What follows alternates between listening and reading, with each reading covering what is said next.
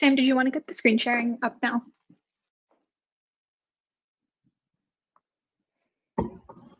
Yeah, I might as well. Yeah, I don't believe anyone's here right now.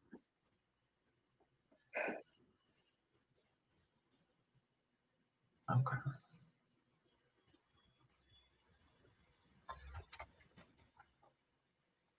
Did you have to request to share your audio and video? Just when I hopped on initially, yes. Okay, yeah. Then for some reason I don't think you were a moderator because like it showed up as. Oh, that's well. You're seeing my screen right now, right? Yeah. Okay, so it works.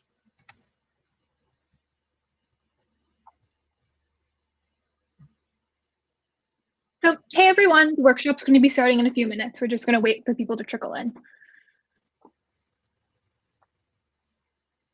Feel free to get up and stretch a little bit, walk around. You know, sitting behind your screen gets tiring.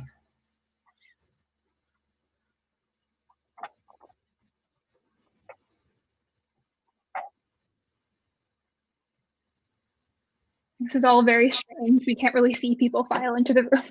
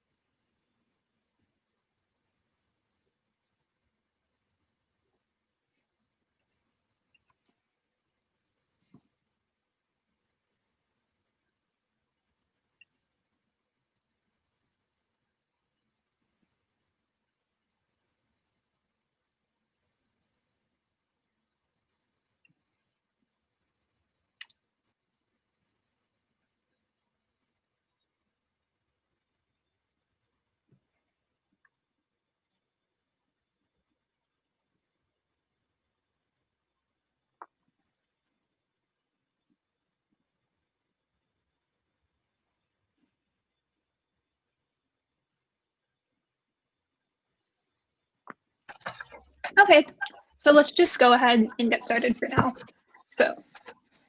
So my name is Anika, and I am on the Ignite STEM content team, and I'm going to be helping lead this workshop session. I'm Sam, also on the Ignite STEM content team, also leading the session and a mentor later today.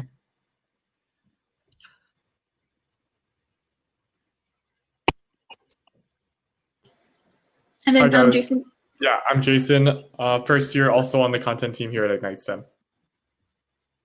Hi, I'm Rohit. I'm also a first year on the content team. So we want to thank everyone coming in. And for students, this is a great time to give all your questions about the sessions coming up. We'll try to answer them in the chat, but remember, if your question is something, is this allowed? Chances are the answer is not going to be no. The answer is going to be, what do you think? Because this is about creativity. For mentors, make sure that we see you at the mentor briefing at 12:10. That will be another session. You can ask all of your questions there. Yeah.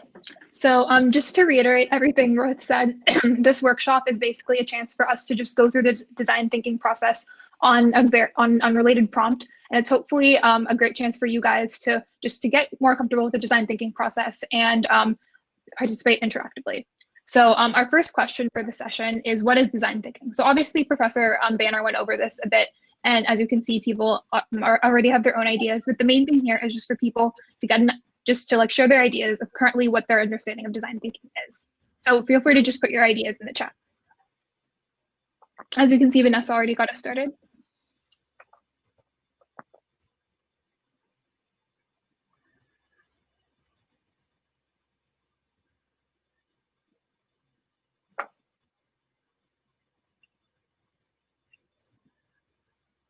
And throughout this workshop, we're going to try and have things appear on the Post-its as Rohit and Jason work hard to get things on. Sorry. So yeah, one of the ideas, repeating a process of trying to invent a solution to solve a problem. That's a great one.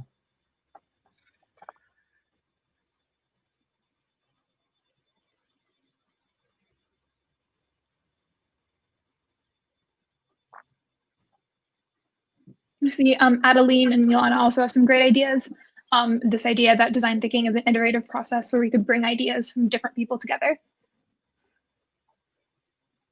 And this is a good one too. Design thinking is making your ideas real. Just like what John Danner told us in the session before, right? Ideas made real. That's what it is.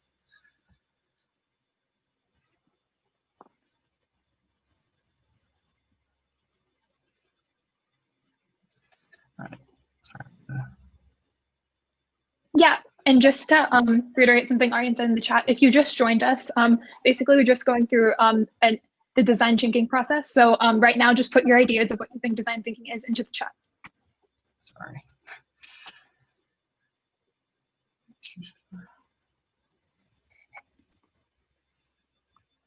All right. And I also see another great idea on here about how design thinking is this process of trial and error. I think that's a really good way to describe it. That's great. Yeah. And yeah, bringing the ideas from multiple people together, something also John Danner talked about earlier, right? You take ideas from all these different people and you sort of synthesize them into one, making sort of the ultimate idea. One way to put it.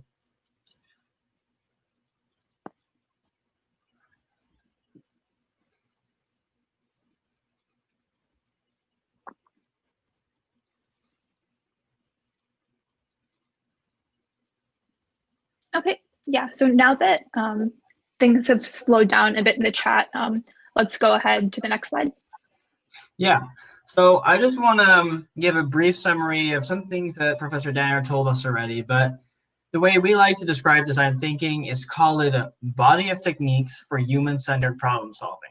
And it sounds complicated, but it breaks down into these 5 stages that have a lot of different names, right? Professor Danner had 5 names. These 5 names are a little different, but in the end, the design thinking process is sort of laid down right in these different steps, and it all starts with inspiration or empathize, right?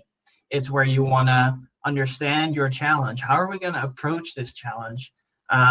Where are we going to find information? Where can we find things that help us understand the problem at hand?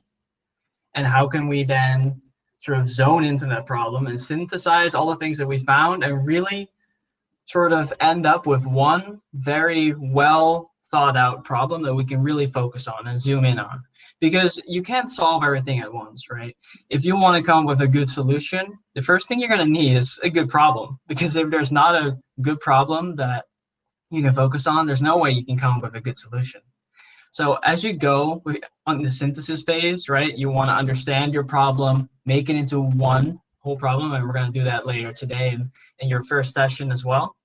And as you define that problem, it's time to go into a really fun phase. One of my favorites really is the ideation, right? Is where you can get crazy. You can get super creative, think of anything that's possible related to your problem.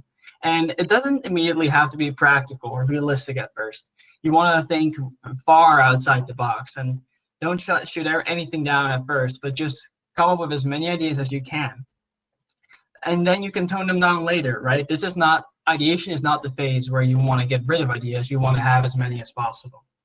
But as you come up with the ideas, you do want to slowly refine them, because as you move on to this prototyping phase, you're going to want to combine ideas, maybe get rid of some ideas that are not practical or they're not realistic, or maybe they're just not as good a solution for the problem you want to solve. Because another thing Professor Danner really emphasized before is to ask why, right? Why are we doing this? What's the problem we're solving? And why does this idea solve the problem? And that's a really good question to take into your prototyping, because before you start getting materials or start drawing things out or whatever tool you're using, you want to make sure that the solution you're prototyping is actually going to solve the problem. And then in the end, which is also really fun, the implementation, you have your prototype, and then it's time to show it everyone, to tell everyone how excited you are about your idea, about your solution that you came up with, your entire team, right? It's not just one person idea. You're combining everyone's ideas into one, hopefully beautiful. I mean, we're very excited to see what you come up with and present it to everyone here. So now we want to take you through a quick exercise to put really into practice what this design thinking looks like in real life.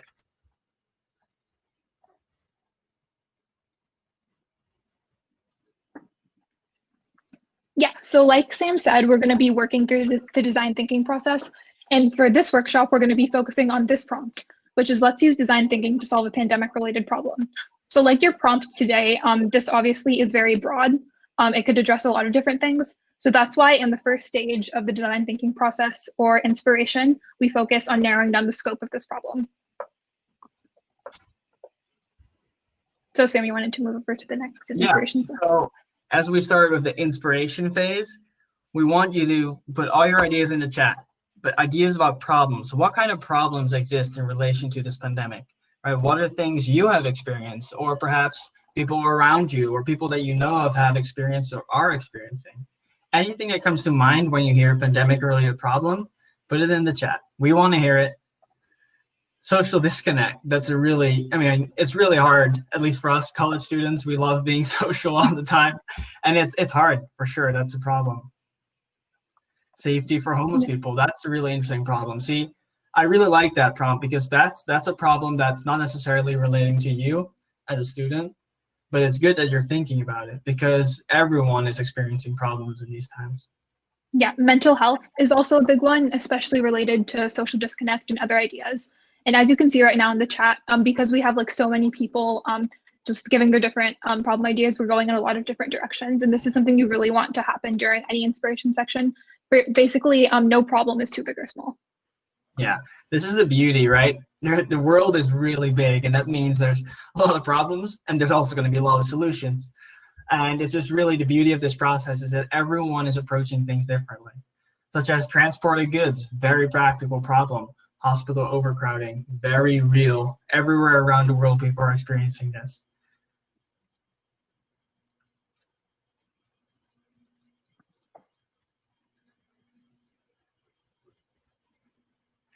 All right, this is really exciting to see all this activity in the chat. You know, Jason and Rohit are trying as hard as they can to keep up all the post-it notes.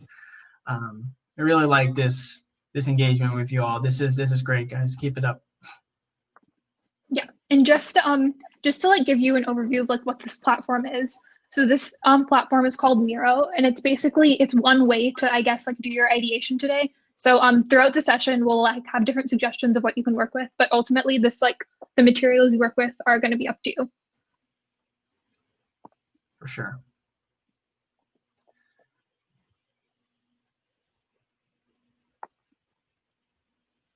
All right, I think that's a good set of problems we have. So this was for us, this was the first phase, right? The inspiration. And as we take that, we can go into the synthesis. And this is where we want to understand, right, the problem, zoom in on one particular one that we want to solve and maybe see what categories these problems fall under. So as you can see, Jason and Rohit are already working really hard to see what we can categorize these problems under. Because if you can categorize them, it helps you organize, first of all, your thoughts. And that's going to help you really pick the problem that you want to solve. And it might also show you, okay, actually, we see that a lot of problems are, for example, business facing, like transport of goods, loss of jobs, unemployment. And this is just a good mental exercise for you to organize your thoughts as your team comes up with all these different problems.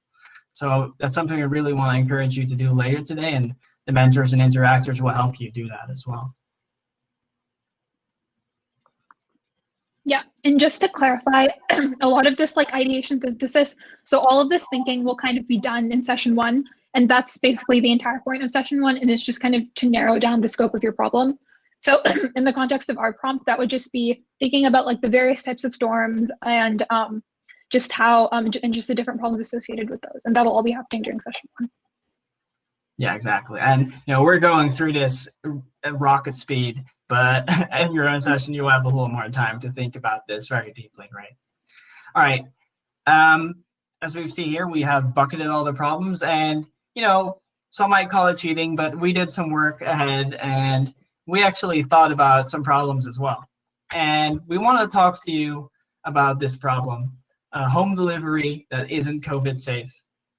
And that's a very, it's a very specific problem, right? Home delivery, and it's just not COVID safe for people at risk. If everyone wants to receive their packages still, but in the transfer of packages and with delivery drivers, there's always the possibility of virus transmission. So how can we make this whole process of home delivery safe? Well, if you have any ideas right now, we really hope you do, put them in the chat and we'll start putting them on the Post-its again.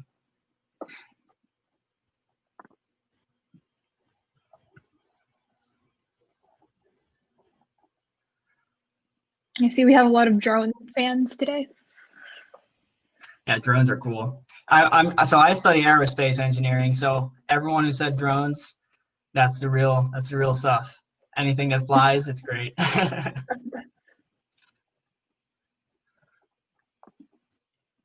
And then we also just have like this great variety of ideas. Like someone I believe suggested cooking yourself, and I really think that's like a great example of like attacking the problem from like multiple different directions. Like our problem was home delivery, so if someone asked, wait, why do we even need home delivery? Exactly. Never stop asking questions. Every time you ask a question, you have the opportunity to learn something. And also, just like we said before, so the problem, picking a right problem, that's what's going to happen during session 1. But then in session 2, that's where this is going to start, right? Coming up with the ideas as we're doing now, such as sterile packaging or UV sterilization, autonomous robots. I don't know if anyone here has seen those videos of Amazon coming up with these robots driving up to your door. That would be cool and a really good solution too.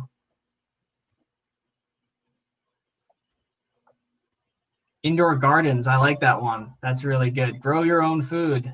Might be the future.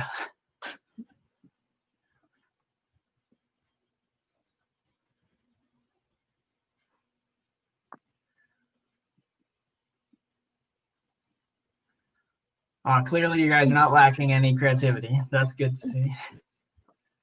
And one thing that also like hopefully happens during this ideation process is if someone else has an idea, it hopefully can like spark something else. So like if you see someone talking about drones, like maybe you don't like particularly agree with drones, but like drones makes you think about robots, and just like that process of building off of each other's ideas is super important during the ideation process.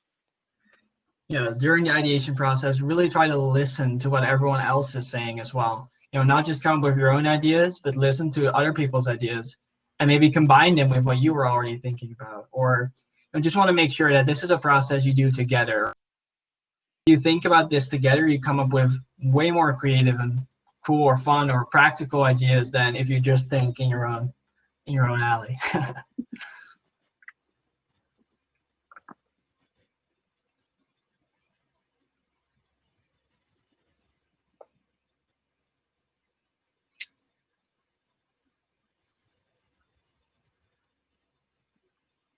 All right, that's great.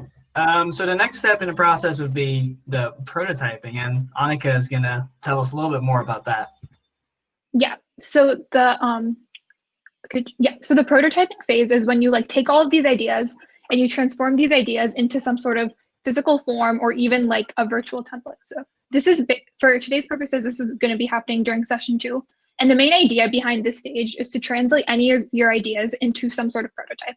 And as you're doing this, you want to keep in mind all of the limitations of your design and think deeply about what's going to be going into it. So for today, we obviously can't be building full-scale prototypes of buildings, but you're free to pursue any type of prototyping you want to, whether that's sketching things out, building something out of like household materials and Q-tips, but just like any way to translate your ideas into something you can design and talk about and present. For sure. And if you have old Lego lying around, I don't know, maybe you can build something with it. You got to be creative with everything that's lying around you. But if you don't have anything lying around you, just a simple drawing can really do the trick as well. All right, and as we finish up our prototypes later today, we're going to go into the final step of the process, the implementation, where you'll be able to present the product, present it to the judges later today, get feedback, and if you would continue the process afterwards, you would then improve your idea and keep going to really perfect it. But right now and today, you'll only have one chance, and we'll still give you feedback, and you'll still get to present it, and it'll be amazing. And now we're going to turn it over to Rohit and Jason, who will actually show you a sample deliverable of what you might do later today, just to give you an idea of what a deliverable might look like.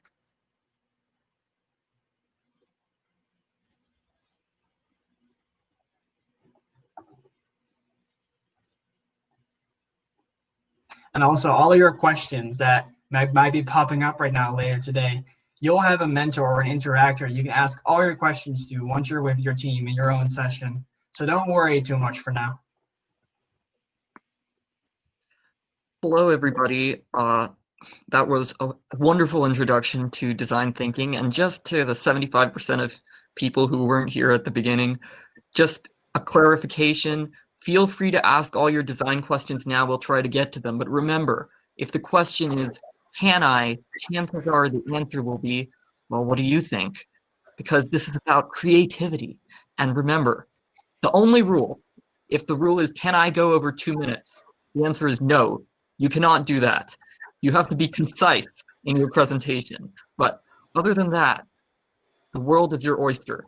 So we're going to talk a little bit about what a sample deliverable might look like. Now, there's so many things you have to cover in your 2 minutes. We want to see your entire design process, all the brilliant sparks of inspiration that have come through your hours of toil and struggle with the magnitude of the problem, and then all of the fantastic innovation that came at the end of it. So you have to show all of that. But remember, you only have 2 minutes. So while we're going to talk for some time, you have to pick the most interesting parts and go through with that.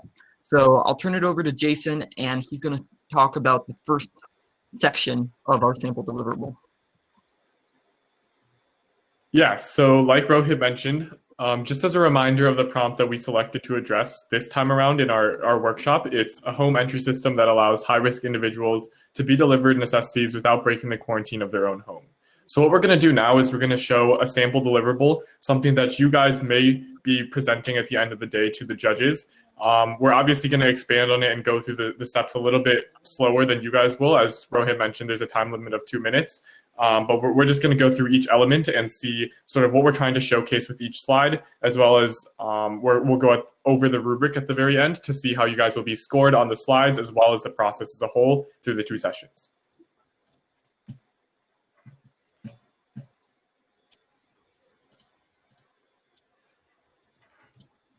So as we mentioned, as Sam and Anika led through the session, the first 2 pages that we're going to be showing here are the inspiration and synthesis pages from the Miro board. Now, you guys will have access to Miro by the end of this presentation. We'll send a link in the chat on how to sign up, how to create a board, and how to invite your team members to be using the same Miro board as you. But this was actually taken from a previous session that we just did with some Ignite STEM members, just to sort of run through and try to jog our memory and brainstorm of any ideas possible. So a lot of the ideas actually are very similar to what you guys came up with in the chat. Those are some amazing ideas. So as we can see on the green board, we have, like you guys mentioned, a lot of different problems associated with the pandemic. And then in the gold slide here, we have the synthesis, the sort of bucketing, as Sam mentioned, of these problems into different, business-facing, people-facing, and general health risks. And the one with a star next to it at the sort of bottom middle of that yellow square is the problem that we're selecting to address. So it's the delivery to high-risk individuals of goods and packages and whatnot. So on the next slide here, we're sort of going to visualize and help you guys conceptualize the problem through a very basic Google slide drawing, but I think it's very effective. So we can see there's a high-risk individual in his home, and he wants to sort of get in contact with a package or whatever he may be ordering. However, obviously being a high-risk individual, there's a very high risk of the transferring of the coronavirus to not only the package, but also the people potentially delivering the package. So this is the one problem that you guys will be sort of narrowing down. So this would be the problem that we narrowed down by the end of session 1. And we're going to put this in our sample deliverable to highlight sort of the process that we went through in order to arrive at this one problem that we'll eventually solve and ideate solutions to in part 2 or session 2 of your guys' design challenge. So before sort of coming up with the final solutions to this problem that Rohit will be sharing, we also wanted to share, and you guys should also share some potential solutions that you guys sort of came across during your sessions. But some of the ideas, I think actually almost all of these were also highlighted in the chat. So we're all on the same page, which is amazing. Some solutions that we came up with were some automated drones, maybe robots, I think someone put in the chat, wearing gloves when you pick up packages, having high risk only sort of areas where there's their own grocery stores and everything like that, so they can get it by themselves. Self-cleaning packages, so packages clean themselves of any pathogens and any viruses before entering homes. And then finally, just to show how futuristic and how there's really no bad idea during the ideation process, we thought of the idea of teleportation. If a package could just magically teleport from the store to your own home, there's really no bad ideas, and you guys shouldn't be shutting other people's ideas down. So those are some solutions, and Rohit will go over the one solution that we ended up choosing through his portion of the sample deliverable. Get to the prototype section. As we discovered, there are so many different things that can make a prototype. If that word has put some preconceptions in your head, throw them all out, because this is creativity, right? So what we chose to do our prototype was just to do them on a Google Slide type medium. But remember, the beginning of your prototype is the direness of the problem that you're dealing with. Now think of that poor individual, that high-risk individual, just barely stepping out of the confines of his little square house, and boom, the virus strikes him in a terrifying purple lightning bolt. What is this poor high-risk individual to do? And now you see, the prototype is going to solve this problem. Right there, we see there's a sterile airlock. This is a new addition to this person's little universe of square boxes, but problems yet remain. There are problems above and behind, and at the moment the problem is the sterile airlock stands between the person and this package that he's wanted for so long. What is in the package? We have yet to know. Maybe it will be revealed, or maybe it will not be. But either way, the sterile airlock stands between the two. Now, we have the next step in this process. We see the outer door is opening. We didn't even know the outer door was there. How big is this door? What is it made of? These are questions that are still yet to be answered. These are the types of details that we want in your presentation. How did that driver know to put it in the airlock? We will get to that. We will get to that. And now the door has closed. We can see because it's no longer in plane, and it has ultraviolet sterilization. How brilliant and color-coded this solution is. And finally, the inner door opens, but the person is not yet reunited with his package so dear. And finally he is. And all is well that ends well. And we find that the sterile airlock has served its purpose. Now, this was just one idea of a prototype. What else could you do? Could you build the sterile airlock out of household materials? Do you have household materials? Could you use other software to build it? Could you write a poem that so perfectly describes it that it is imprinted in the judge's head? Maybe not, but maybe so. That is up to you and your own creativity. We still have to think, is the sterile airlock the best solutions? But while the slide says limitations, you have to think of them as opportunities to show the details of your design thinking. Number one, is it easy to use? But you've added signs and detailed instructions. How thoughtful. the judges will think. You were there for non-standard packages and have even considered cost. What brilliance. What brilliance indeed. So now we're going to go to some of the things that the judges are going to, and then we're going to talk a little bit more about how the session should play itself out.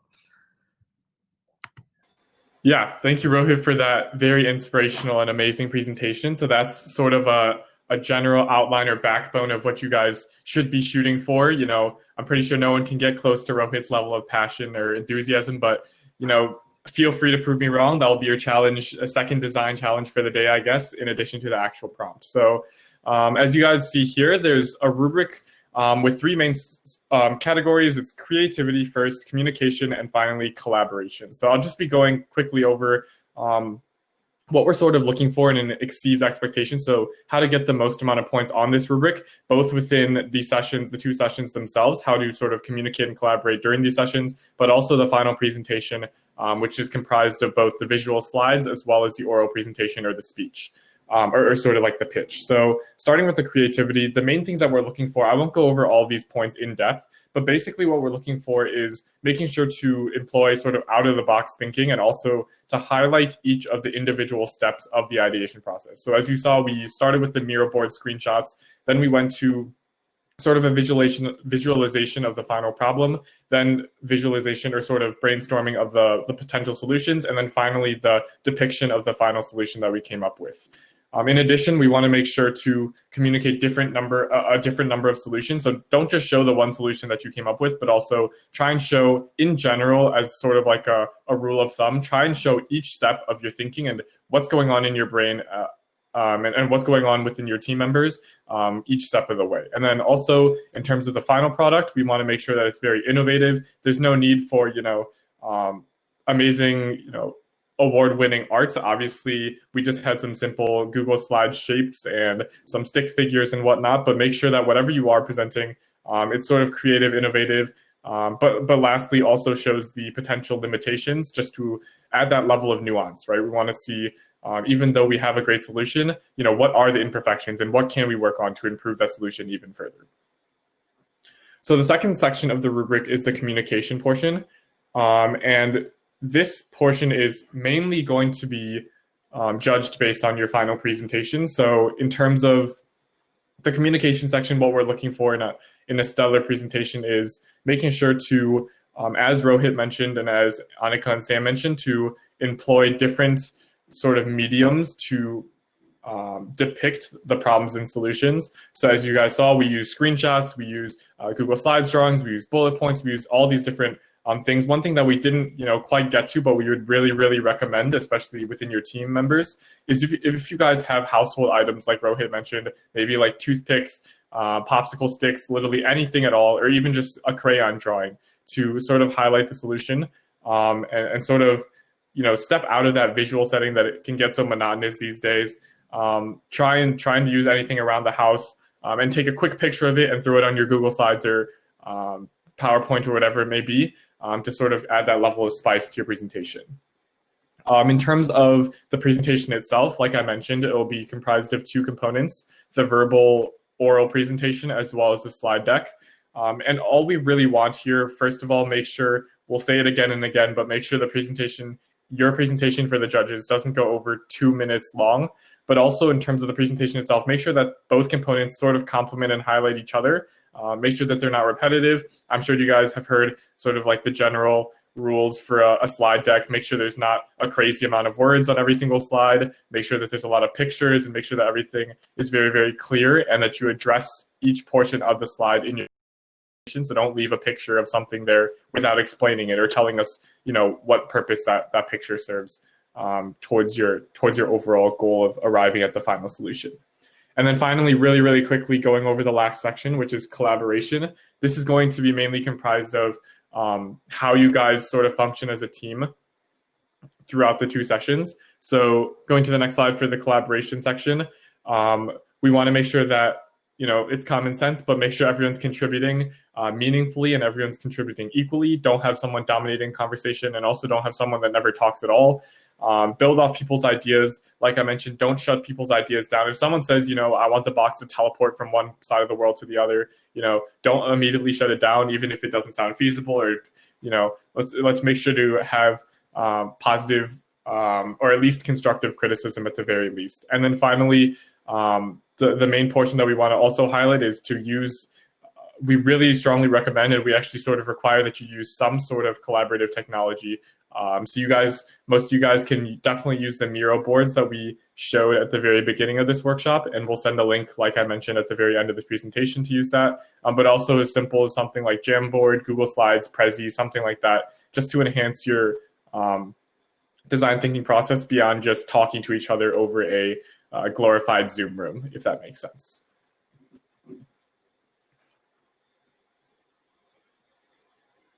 So with that being said, someone should be posting a link to a Miro board, or at least an opportunity for you guys to sign up for the Miro accounts.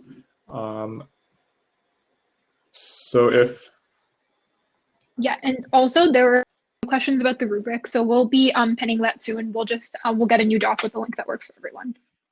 And also your interactors are going to get a very detailed rundown of the rubric, so you really should direct all your questions about the rubric to them, and they will have all the answers for you when we come back. So just a few next step logistics. Number one, for students, I think we have a social and lunch break at the moment, and your first session starts in your team room at 12:30 for mentors, 12:10 the mentor briefing, and Aryan will go. Yeah, hello. I just wanted to briefly outline, just add on to what Rohit is saying. If you're a mentor at 12:10, there will be a session opening up called mentor briefing. A lot of us are mentors, so please go to the session. 12:10 to 12:30 is when mentors are going to be essentially trained upon right before the event. If you're a student, most of you are students, 12 o'clock to 12:30, you have three things that you can do right now. First thing, you could do networking. You could just be paired up with random people, connect, exchange social. Second thing, you could actually get lunch right now, take half an hour to get lunch, take like a screen break or whatever you want.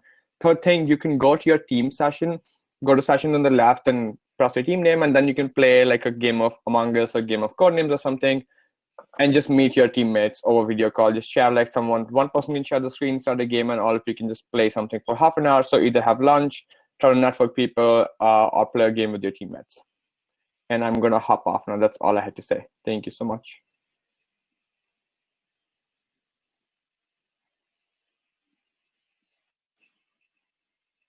All right, yeah, I think that's the end of our workshop here. Like Aryan said, time for a break.